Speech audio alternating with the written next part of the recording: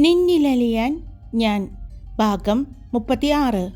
ഇത് രാവിലെ നീ കൊണ്ടുവന്നു വെച്ച ബ്രേക്ക്ഫാസ്റ്റാണ്. ആ ബോക്സ് പാർവതി വാങ്ങി കിച്ചണിലേക്ക് കൊണ്ടുപോയി അവിടെ വെച്ചു.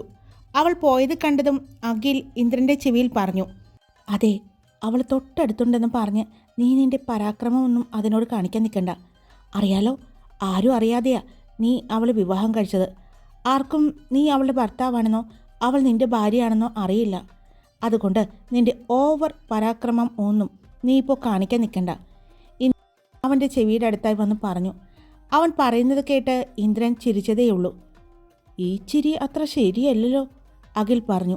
ഈ ചിരിയുടെ അർത്ഥം ഒന്നുമില്ല എൻ്റെ അഖി, നീ പറയുന്നത് കേട്ടപ്പോൾ ചിരി വന്നതാണ്.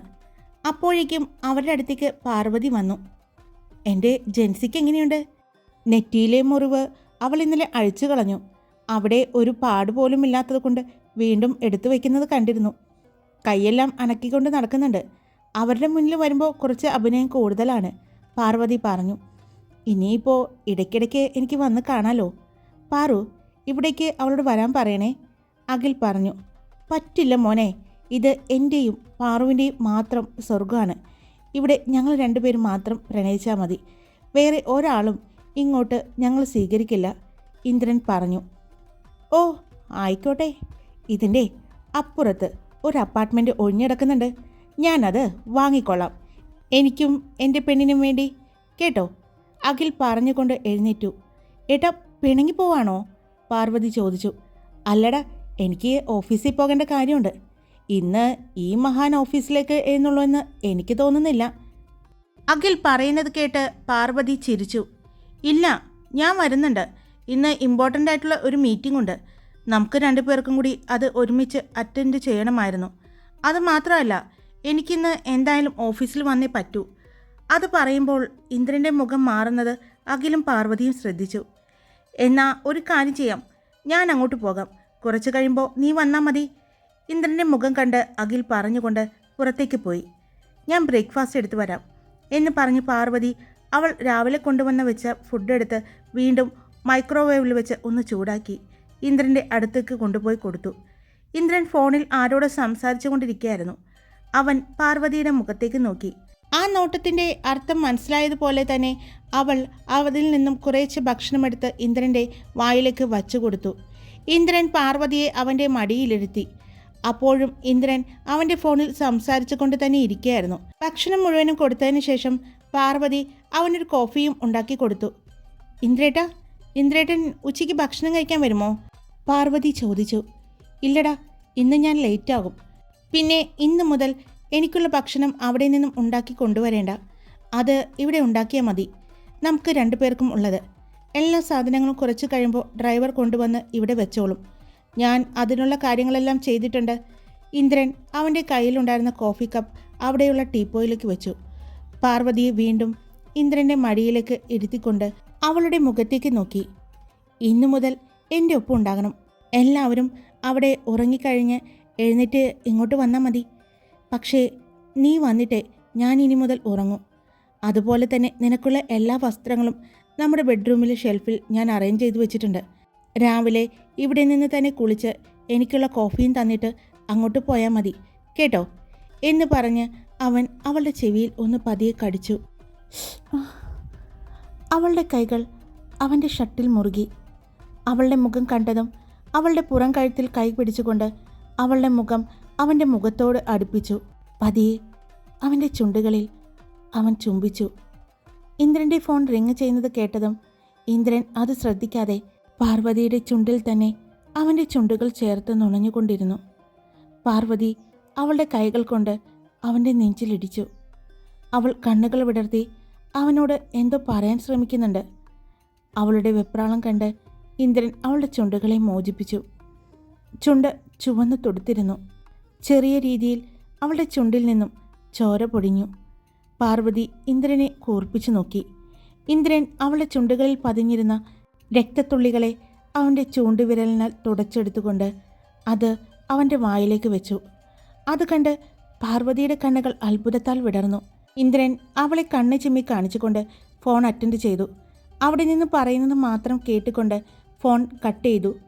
ഫോൺ കട്ട് ചെയ്തുകൊണ്ട് എഴുന്നേറ്റു. പാർവതിയുടെ കയ്യിലേക്ക് ഒരു താക്കോൽ കൊടുത്തു. ഈ അപ്പാർട്ട്മെൻറ്റിൻ്റെ താക്കോലാണ്. ഒരെണ്ണം എൻ്റെ കയ്യിലാണ്. നമ്മൾ രണ്ടുപേരും ഇങ്ങോട്ട് വരുന്നത് തൽക്കാലത്തേക്ക് ആരും കാണാതെ നോക്കണം. വേറെ ഒന്നുമല്ല, നമ്മുടെ പ്രൈവസിയെ അത് വല്ലാതെ ബാധിക്കും. അതെനിക്ക് ഇഷ്ടമല്ല. ഇവിടെ നമ്മൾ രണ്ടുപേരും മാത്രം മതി. അതുകൊണ്ടാണ് ഞാൻ അങ്ങനെ പറഞ്ഞത്. ഇന്ദ്രൻ ചിരിച്ചുകൊണ്ട് പറഞ്ഞു. അവളുടെ നെറ്റിയിൽ ഒന്ന് ചുംബിച്ചു. എന്നാൽ ഞാൻ പൊയ്ക്കോട്ടെ? പിന്നെ ഡ്രൈവർ എന്നെ ഓഫീസിൽ കൊണ്ടുവന്ന് ആക്കിയതിന് ശേഷം ഇവിടേക്ക് വേണ്ട സാധനങ്ങളുമായി അയാൾ വന്നുകൊള്ളും. എൻ്റെ കയ്യിലുള്ള താക്കോൽ ഞാൻ കൊടുത്തോളാം.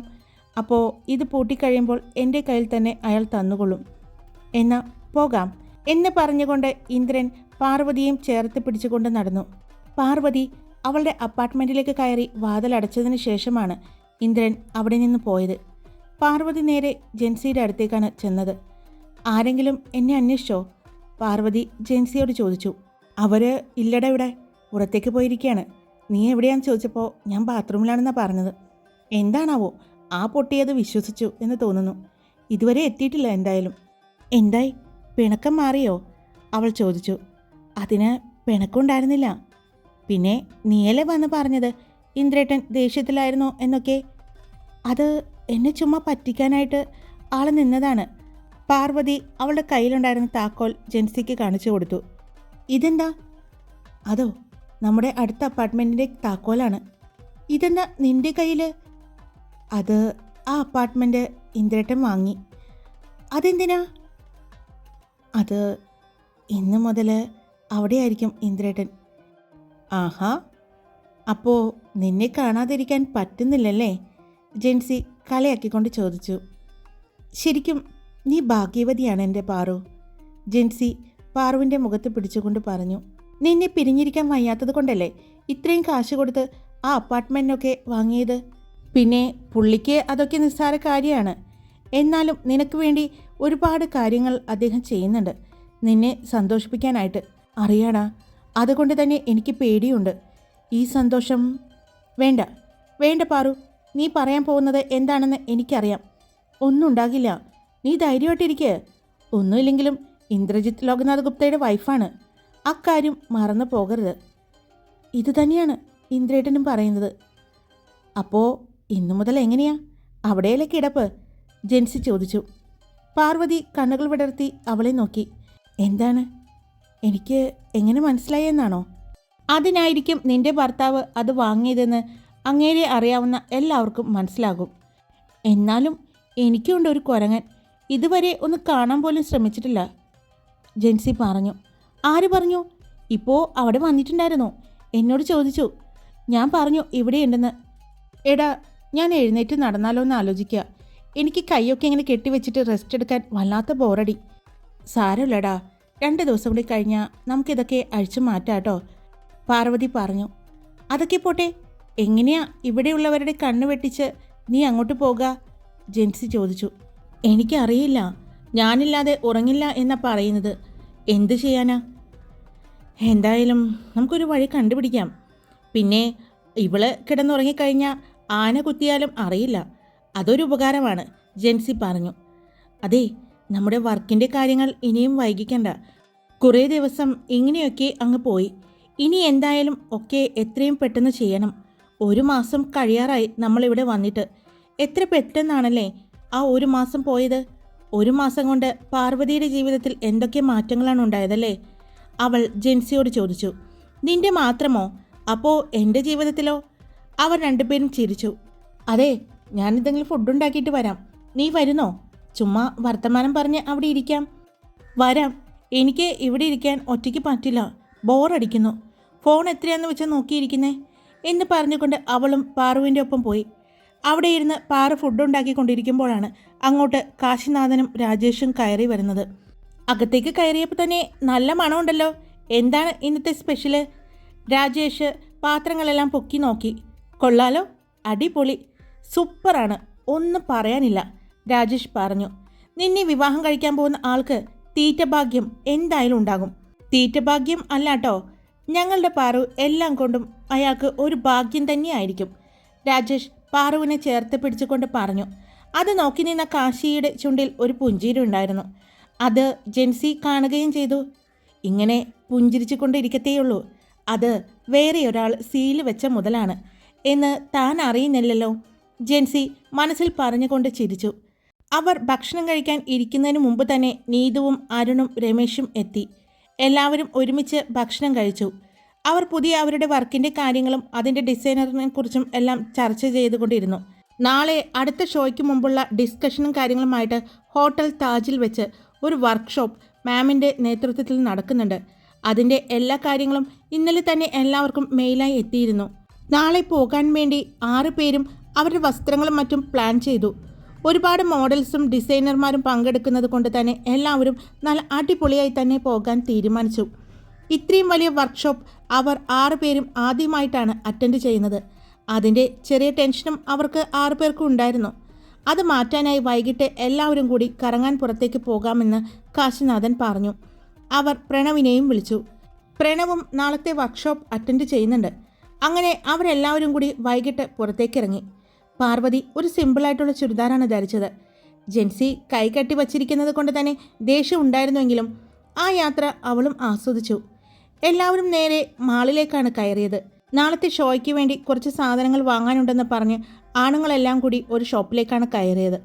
അവരെല്ലാവരും അവർക്ക് വേണ്ട സാധനങ്ങൾ സെലക്ട് ചെയ്ത് കൊണ്ടിരിക്കുമ്പോൾ നീതുവും ജെൻസിയും പാർവതിയും കൂടി അവിടെയുള്ള ലേഡി ഷോപ്പിലേക്കാണ് പോയത്. നീതു അവൾക്ക് വേണ്ട കുറച്ച് ആക്സസറീസ് എല്ലാം നോക്കിക്കൊണ്ടിരിക്കുമ്പോഴാണ് ഒരു പെൺകുട്ടി അവരെ തന്നെ നോക്കി നിൽക്കുന്നത് കണ്ടത്. ആ പെൺകുട്ടി പാർവതിയെയാണ് നോക്കുന്നത് എന്ന് തോന്നി ജെൻസിക്ക്. പാറു, ദേ ആ പെൺകുട്ടി നിന്നെ തന്നെ നോക്കി നിൽക്കുന്നത് കുറേ നേരമായി, ജെൻസി പറഞ്ഞു. അപ്പോഴാണ് അവളും ആ പെൺകുട്ടിയെ നോക്കിയത്. ശരിയാണ്, ആ പെൺകുട്ടി തന്നെ നോക്കി നിൽക്കുകയാണ്. 4ലോ 5ലോ ഒക്കെ പഠിക്കുന്ന ഒരു കുട്ടിയെപ്പോലെ തോന്നുന്നു. ആ കുട്ടി പാർവതിയെ നോക്കുന്നത് കണ്ടതും ആ കുട്ടിയെ നോക്കി അവളും ചിരിച്ചു. ആ കുട്ടി അവളെ നോക്കി തിരിച്ചും ചിരിച്ചു. വീണ്ടും അവർ അവരുടെ പർച്ചേസിങ്ങിലേക്ക് കടന്നു. അപ്പോഴാണ് പുറകിൽ നിന്നും ഒരാൾ വിളിക്കുന്നത്. തിരിഞ്ഞു നോക്കിയ പാർവതി നേരത്തെ അവളെ നോക്കിയ ആ പെൺകുട്ടിയാണ്. കൂടെ അവളുടെ അമ്മയെന്ന് തോന്നിക്കുന്ന ഒരു സ്ത്രീയും ഉണ്ട്. പാർവതി അവരെ നോക്കി പുഞ്ചിരിച്ചു. നിങ്ങൾ സംസാരിക്കുന്നത് കേട്ടപ്പോൾ മലയാളികളാണെന്ന് മനസ്സിലായി, ആ കുട്ടിയുടെ കൂടെ ഉണ്ടായിരുന്ന സ്ത്രീ പറഞ്ഞു. അതെ, ഞങ്ങൾ മലയാളികളാണ്, ജെൻസി പറഞ്ഞു. ഇത് എൻ്റെ മകൾ ശാലിനി. ഇവൾ വന്നപ്പോൾ മുതൽ മോളെ നോക്കുന്നതാണ്, അവർ പാർവതിയെ നോക്കിക്കൊണ്ട് പറഞ്ഞു. പാർവതി ആ പെൺകുട്ടിയെ നോക്കി ചിരിച്ചു. ആ കുട്ടിയുടെ കയ്യിൽ പിടിച്ചു. എന്താ ഇങ്ങനെ നോക്കുന്നേ? പാർവതി ചോദിച്ചു. അത് ചേച്ചിയുടെ മുടി കണ്ടിട്ട് നോക്കിയതാ. അത് മാത്രമല്ല കേട്ടോ, ചേച്ചിയെ കാണാൻ നല്ല ഭംഗിയുണ്ട്. പാർവതി അത് കേട്ട് ചിരിച്ചു. അവളെ കാണാൻ മാത്രമേ ഭംഗിയുള്ളൂ, ഞങ്ങളെ കാണാൻ ഭംഗിയില്ലേ? ജെൻസി ചോദിച്ചു. അതല്ല, ഈ ചേച്ചിയെ കാണാൻ നല്ല ഭംഗിയാ. എന്തൊരു മുടിയാ. എനിക്കൊന്നും ഇങ്ങനെ മുടി ഉണ്ടാകുന്നേയില്ല, ആ കുട്ടി പറഞ്ഞു. അത് മോളെ, ഈ മുംബൈ നഗരത്തിൽ ചൂട് കാരണമാണ് മുടി കൊഴിച്ചിൽ. എനിക്കുണ്ട് ഇപ്പോൾ. അപ്പോൾ ഇവിടെ ജീവിക്കുന്ന നിങ്ങളുടെ കാര്യം പറയണോ? പാർവതി പറഞ്ഞു. മോളൊന്ന് ശ്രദ്ധിച്ചാൽ മതി, അതങ്ങനെ വളർന്നോളും. പ്രത്യേകിച്ച് ഓവർ കെയറിങ് ഒന്നും കൊടുക്കണ്ട കേട്ടോ, പാർവതി പറഞ്ഞു. എന്താ മോളിവിടെ? അമ്മയും മോളും കൂടി ഷോപ്പിങ്ങിന് വന്നതാണോ? പാർവതി ചോദിച്ചു. എൻ്റെ അച്ഛൻ ഇവിടെയാ ജോലി ചെയ്യുന്നത് എന്ന് പറഞ്ഞ് ആ കുട്ടി ILG ഗ്രൂപ്പിൻ്റെ ഡയമണ്ട് ഷോറൂമിലേക്ക് കൈ ചൂണ്ടി കാണിച്ചു. അതെയോ, അച്ഛന് വെയിറ്റ് ചെയ്ത് നിൽക്കുകയാണോ? പാർവതി ചോദിച്ചു. അതെ, അച്ഛൻ അവിടുത്തെ മാനേജറാണ്. അപ്പോഴാണ് ആ ഷോപ്പിൽ നിന്നും ഒരാൾ പുറത്തേക്ക് ഇറങ്ങി വന്നത്. ചേച്ചി, ഇതാണ് എൻ്റെ അച്ഛൻ, ആ കുട്ടി പറഞ്ഞു. പാർവതി അദ്ദേഹത്തെ നോക്കി ചിരിച്ചു. അദ്ദേഹത്തിന് അവളെ മനസ്സിലാവാതെ ഭാര്യയെയും മകളെയും നോക്കി. അത് ചേട്ടാ, ഈ കുട്ടിയുടെ മുടി കണ്ടിട്ട് മോള് നോക്കി നിന്നതാണ്, അതിനെക്കുറിച്ച് ചോദിക്കായിരുന്നു, ആ കുട്ടിയുടെ അമ്മ അയാളോട് പറഞ്ഞു. മലയാളികളാണെന്നല്ലേ പറഞ്ഞത്? നിങ്ങളിവിടെ വർക്ക് ചെയ്യുകയാണോ? അദ്ദേഹം ചോദിച്ചു. അല്ല ചേട്ടാ, ഞങ്ങൾ മസാബ ഗുപ്തയുടെ ഫാഷൻ ഷോയുമായിട്ട് വന്നതാണ്. അതിൽ കേരളത്തെ പ്രതിനിധീകരിച്ച് വരുന്ന ഫാഷൻ ഡിസൈനർമാരാണ് ഞങ്ങൾ, നീതു പറഞ്ഞു. ഇത് ILG ഗ്രൂപ്പിൻ്റെ ഷോപ്പാണ്, അദ്ദേഹം പറഞ്ഞു. മനസ്സിലായി ചേട്ടാ. അപ്പോഴാണ് അയാൾ പാർവതിയുടെ കയ്യിൽ കിടക്കുന്ന മോതിരം ശ്രദ്ധിച്ചത്. ഇത് ഇന്ദ്രജിത്ത് സാറ് കുറച്ച് ദിവസം മുമ്പ് വന്ന് കൊണ്ടുപോയതാണല്ലോ എന്ന് അദ്ദേഹത്തിൻ്റെ മനസ്സിൽ ഓർമ്മ വന്നു. അദ്ദേഹം അവളെയും ആ മോതിരത്തെയും നോക്കി. ഈ മോതിരം ഇത് ഞങ്ങളുടെ ഷോപ്പിലെയാണല്ലോ, അദ്ദേഹം പറഞ്ഞു. അത് കേട്ടതും പാർവതിയുടെ നെഞ്ചൊന്ന് പിടഞ്ഞു. അവൾ ജെൻസിയുടെ കയ്യിൽ പിടിച്ചു. എൻ്റെ ചേട്ടാ, ഒരു പോലത്തെ ഒരുപാട് മോതിരങ്ങളുണ്ടാവും, ഇതെന്താ ഈ പറയുന്നേ? നീതു പറഞ്ഞു. അല്ലല്ല, ഇത് കോഹിനൂർ ഡയമണ്ടാണ്. ഈ ഡിസൈനിൽ ഒരു പീസ് മാത്രമേ ഉണ്ടാകൂ. ഇത് ഇന്ദ്രജിത്ത് സാറാണ് കൊണ്ടുപോയത്, കഴിഞ്ഞ ദിവസം വന്ന് അദ്ദേഹം പറഞ്ഞു. എൻ്റെ ചേട്ടാ, ഈ കോഹിനൂർ ഡയമണ്ട് എന്നൊക്കെ പറയുമ്പോൾ എത്ര വില വരും? നീതുവാണ് ചോദിച്ചത്. ആ കുട്ടിയുടെ കയ്യിൽ കിടക്കുന്ന ആ കോഹിനൂർ ഡയമണ്ടിൻ്റെ വില ഏകദേശം 25 ലക്ഷത്തിന് മുകളിൽ വരും. അദ്ദേഹം പറയുന്നത് കേട്ടതും പാർവതി അവളുടെ വിരലിലെ മോതിരത്തിലേക്ക് നോക്കി. എൻ്റെ ചേട്ടാ, ഇത്രയും വിലയുള്ള മോതിരമൊന്നും അല്ല ഇത്. എവിടെ നിന്നാ പാറു നീ ഇത് വാങ്ങിയത്? നീതു ചോദിച്ചു. എന്ത് പറയണം എന്നറിയാതെ പാർവതി ഒരു നിമിഷം നിന്നു. പിന്നെ അവൾ എന്തോ പറയാൻ പോയതും അപ്പോഴാണ് അങ്ങോട്ട് വന്ന പ്രണവ് നീതുവിനെ വിളിച്ചുകൊണ്ട് പോയത്. ഇപ്പോൾ അവിടെ ജെൻസിയും പാർവതിയും മാത്രമേ ഉണ്ടായിരുന്നുള്ളൂ. ജെൻസി ചുറ്റും നോക്കി, ആരെങ്കിലും ഉണ്ടോ എന്ന് അവൾ നോക്കിയത്. എന്നിട്ട് ആ ചേട്ടനോട് പറഞ്ഞു, ചേട്ടൻ പറഞ്ഞത് ശരിയാണ്, ഇത് കോഹിനൂർ ഡയമണ്ട് തന്നെയായിരിക്കും. ഇതിൻ്റെ വിലയോ ഇത് ഏത് തരത്തിലുള്ള ഡയമണ്ടാണോ എന്നൊന്നും ഞങ്ങൾക്കറിയില്ല. ഇപ്പോൾ ചേട്ടൻ പറഞ്ഞപ്പോഴാണ് ഇത് കോഹിനൂർ ഡയമണ്ടാണെന്ന് ഞങ്ങൾക്ക് അറിയുന്നത്. ചേട്ടൻ പറഞ്ഞത് ശരിയാണ്, ഇത് ഇന്ദ്രജിത്ത് പർച്ചേസ് ചെയ്തത് തന്നെയാണ്. അദ്ദേഹത്തിൻ്റെ ഭാര്യയ്ക്ക് അല്ലാതെ മറ്റാർക്കാണ് അദ്ദേഹം അത് കൊടുക്കുക? ജെൻസി പറഞ്ഞു. അവൾ പറയുന്നത് കേട്ടതും അയാളും ഭാര്യയും ഒന്ന് ഞെട്ടി. ഇത് ഇന്ദ്രജിത്ത് സാറിൻ്റെ ഭാര്യയാണോ? ആ സ്ത്രീ പാർവതിയുടെ കഴുത്തിൽ കിടക്കുന്ന മംഗല്യസൂത്രയിലേക്ക് അപ്പോഴാണ് നോക്കിയത്. അവരുടെ നോട്ടം പാർവതിയുടെ കഴുത്തിൽ കിടക്കുന്ന മംഗല്യസൂത്രയിലേക്ക് ആണെന്ന് മനസ്സിലായ ജെൻസി അവളുടെ കഴുത്തിൽ കിടക്കുന്ന മംഗല്യസൂത്ര ഡ്രസ്സിനുള്ളിൽ നിന്നും പുറത്തേക്കെടുത്തു. ഇതും ഇവിടുത്തെ തന്നെയല്ലേ ചേട്ടാ? ജെൻസി അയാളോട് ചോദിച്ചു. അപ്പോഴാണ് അയാൾ അത് ശ്രദ്ധിച്ചത്. അതും ഇവിടുത്തെ ഡയമണ്ട് മംഗല്യസൂത്ര തന്നെയാണ്. അതും ഈ ഷോപ്പിലെ ഏറ്റവും വിലപിടിപ്പുള്ളത്. ഇപ്പോൾ ചേട്ടന് വിശ്വാസമായല്ലോ? മേഡം, ഞങ്ങൾക്ക് ആർക്കും അറിയില്ലായിരുന്നു സാറിൻ്റെ വിവാഹം കഴിഞ്ഞു എന്ന് അയാൾ ഒരു പതർച്ചയോടെ പറഞ്ഞു. ഒരു മിനിറ്റ് ചേട്ടാ എന്ന് പറഞ്ഞ് ജെൻസി അഖിലിന് കോൾ ചെയ്തു. അഖിലിനോട് കാര്യങ്ങളെല്ലാം പറഞ്ഞു. അഖിൽ അവളോട് വീഡിയോ കോൾ ചെയ്യാൻ പറഞ്ഞു. കോൾ കട്ട് ചെയ്തുകൊണ്ട് ജെൻസി വീഡിയോ കോൾ ചെയ്തു. വീഡിയോ കോളിൽ വന്ന ആളെ കണ്ട് ജെൻസി ആദ്യം ഒന്ന് ഞെട്ടി. ജെൻസി, ആ ഫോൺ ഒന്ന് അനിലിന് കൊടുക്ക്. അപ്പുറത്തു നിന്നുള്ള ശബ്ദം കേട്ടപ്പോൾ തന്നെ അത് ആരുടെയാണെന്ന് പാർവതിക്ക് മനസ്സിലായിരുന്നു. ജെൻസി വീഡിയോ കോൾ അയാൾക്ക് നേരെ തിരിച്ചു. ഫോണിലുള്ള ആളുടെ മുഖം കണ്ടതും അയാളുടെ മുഖത്ത് പരിഭ്രമം നിറഞ്ഞു. അനിൽ, ആ നിൽക്കുന്നത് എൻ്റെ ഭാര്യയാണ്, പാർവതി ഇന്ദ്രജിത്ത് ലോകനാഥ്. ചില പ്രത്യേക കാരണങ്ങളാൽ ഞങ്ങളിത് ആരെയും അറിയിച്ചിട്ടില്ല. ഇനി താനായിട്ട് ആരോടും പറയാൻ നിൽക്കണ്ട. തൻ്റെ വൈഫും കൂടെയുണ്ടെന്നല്ലേ പറഞ്ഞത്? വൈഫിനോട് കൂടി പറഞ്ഞോളൂ. തൻ്റെ നാവിൽ നിന്നും ഫാമിലിയുടെ നാവിൽ നിന്നും പാർവതിയുടെ പേര് പുറത്തേക്ക് വരാൻ പാടില്ല. സമയമാകുമ്പോൾ ഞാൻ തന്നെ അനൗൺസ് ചെയ്തോളാം. ഓക്കെ?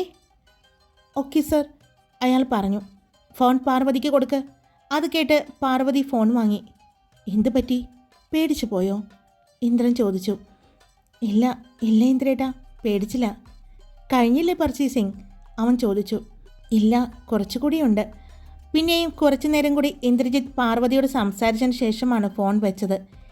ഇന്ദ്രജിത്ത് സാറ് ഇത്രയും നന്നായിട്ട് സംസാരിക്കുമെന്ന് ഞങ്ങൾക്ക് അറിയില്ലായിരുന്നു. എന്തായാലും ഇന്ദ്രജിത്ത് സാറിന് ചേർന്ന പെൺകുട്ടി തന്നെയാണ് കേട്ടോ. നിങ്ങൾ രണ്ടുപേരും നല്ല ചേർച്ചയാണ്, ആ സ്ത്രീ പറഞ്ഞു. എന്നാ ഞങ്ങൾ പൊയ്ക്കോട്ടെ, പാർവതി അവരോട് പറഞ്ഞു. പറഞ്ഞു തിരിഞ്ഞതും ആ പെൺകുട്ടി അവളുടെ കയ്യിൽ പിടിച്ചു. ചേച്ചി, നമുക്കൊരു ഫോട്ടോ എടുക്കാവോ? ആ കുട്ടി ചോദിച്ചു. അവൾ അമ്മയുടെ കയ്യിൽ നിന്നും ഫോൺ വാങ്ങി പാർവതിയോട് ചേർന്ന് നിന്ന് സെൽഫി എടുത്തു. പിന്നെ ജെൻസിയുടെയും കൂടെ കുറച്ച് ഫോട്ടോസ് എടുത്തു. അവർ യാത്ര പറഞ്ഞു പോയപ്പോൾ പാർവതി അവളുടെ കയ്യിൽ കിടന്ന റിങ്ങിലേക്ക് നോക്കി. ജെൻസിയും അത് തന്നെ നോക്കി നിൽക്കായിരുന്നു. എൻ്റെ പാറു, ഇത്രയും വില കൂടിയ മോതിരമാണ് നിന്റെ കയ്യിൽ കിടക്കുന്നതെന്ന് സ്വപ്നത്തിൽ പോലും ഞാൻ ചിന്തിച്ചില്ല. തെറ്റ് നമ്മുടെയാണ്, നമ്മുടെ മാത്രമാണ്. കാരണം അത് ഇന്ദ്രജിത്ത് ലോകനാഥ് ഗുപ്തയാണ് എന്നുള്ള കാര്യം നമ്മൾ മറന്നു. ഹായ്, എല്ലാവരും സുഖമായിട്ടിരിക്കുന്നോ? ഞാൻ സുഖമായിട്ടിരിക്കുന്നു. അപ്പോൾ സ്റ്റോറി ഇട്ടിട്ടുണ്ട്. ഇഷ്ടപ്പെട്ട ലൈക്ക് ചെയ്യുക, കമൻറ്റ് ചെയ്യുക, സബ്സ്ക്രൈബ് ചെയ്യുക. Love you all.